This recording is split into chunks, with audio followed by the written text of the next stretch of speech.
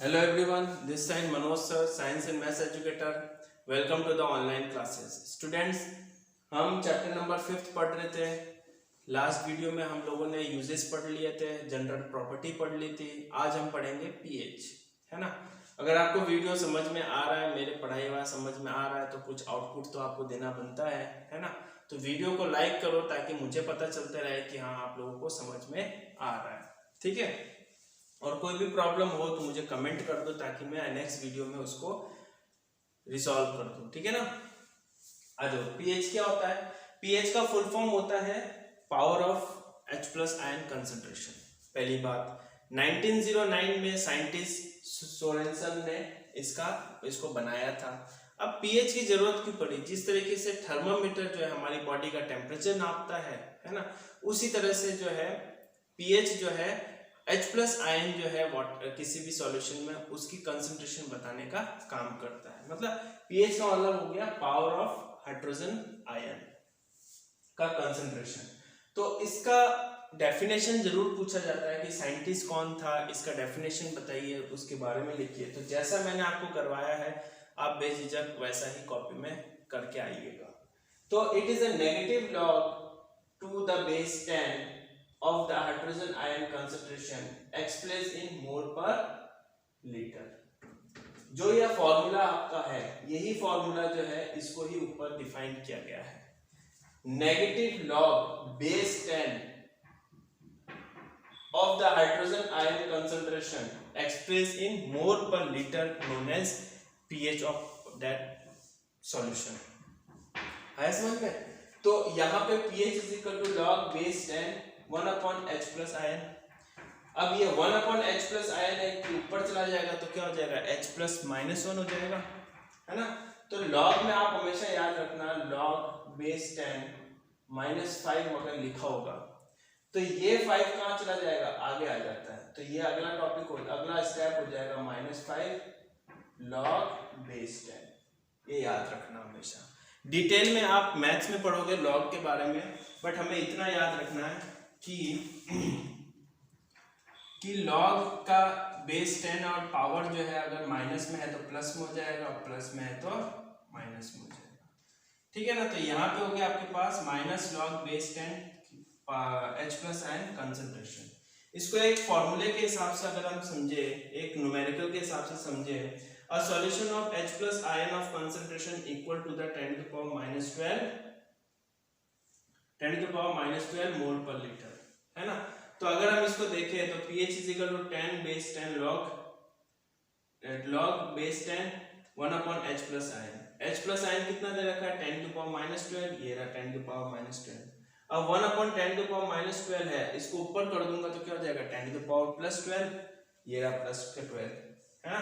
अब ये क्या होगा, ये जब आगे आएगा तो 12 क्या होगा, 10 लॉग बेस 10 12 है तो 12 कहाँ चला जाएगा, आगे आ जाएगा। तो यहाँ पे मैंने हो गया लॉग बेस 10 हमेशा जो होता है 1 होता है, you have to remember this. तो यहाँ पे मैंने क्या किया, 1 पुट कर दिया तो 12 आ गया, तो पीएच क्या हो गया इसका 12 हो गया।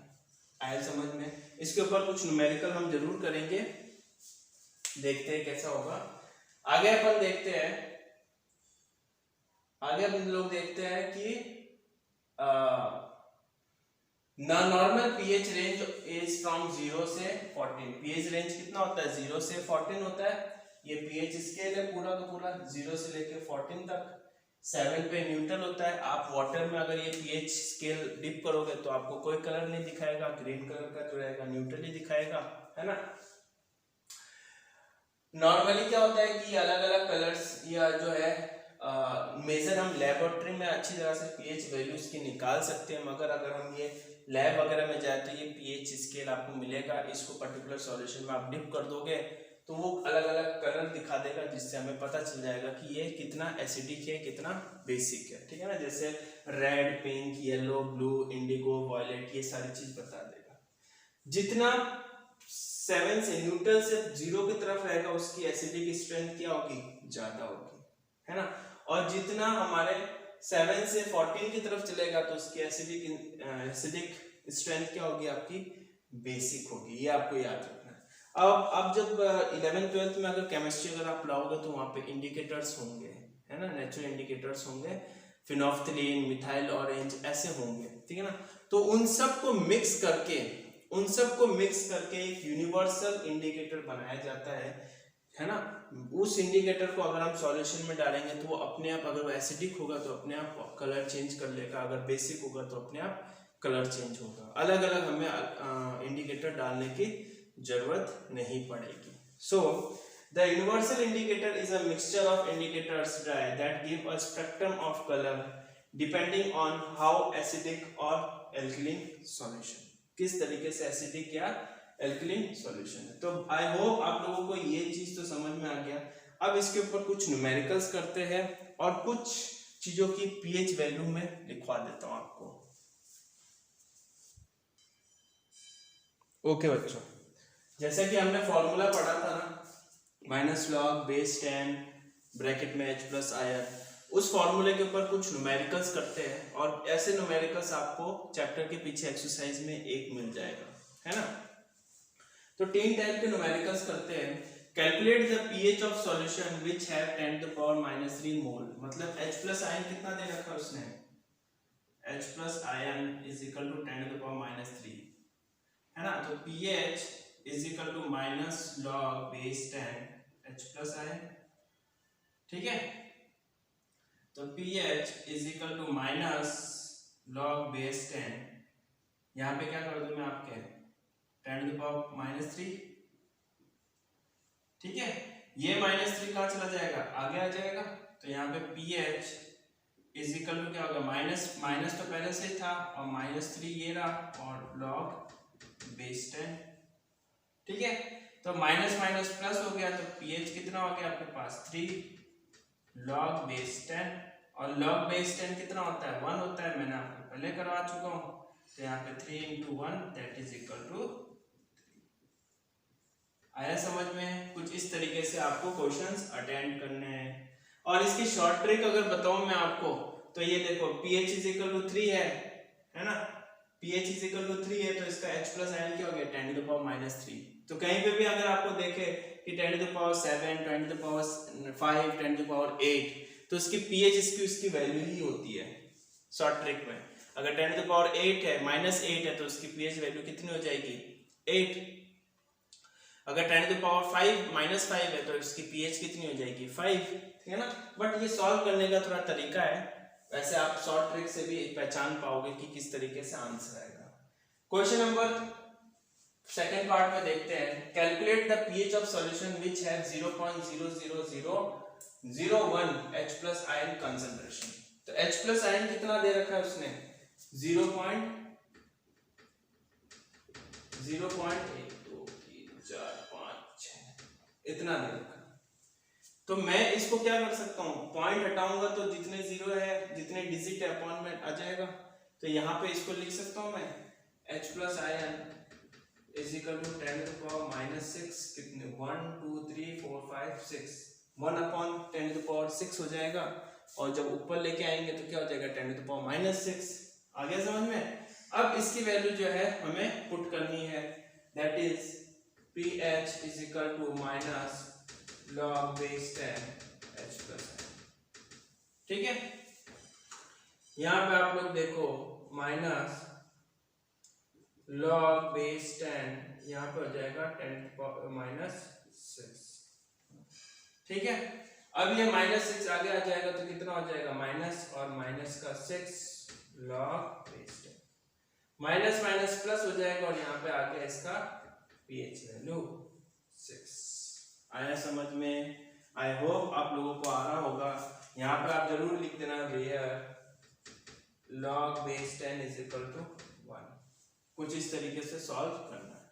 क्वेश्चन नंबर थर्ड पार्ट में देखो थोड़ा सा डिफरेंट है। क्या कह रहा है, calculate the ratio of H plus ion concentration of two solution जिसकी pH दे रखी है 6 and 10। उल्टा दे रखा है, pH दे के H प्लस आयन पूछ रहा है। अभी तक हमारे पास क्या दे रखा था, H प्लस आयन दिया था और pH निकालना था। यहाँ पे pH दे दिया, H प्लस आयन करना है, तो कोई दिक्कत नहीं है। शॉर्ट ट्रिक कैसे, pH है 3 तो H प्लस आयन कितना हो गया 10 टू द पावर -3, है ना।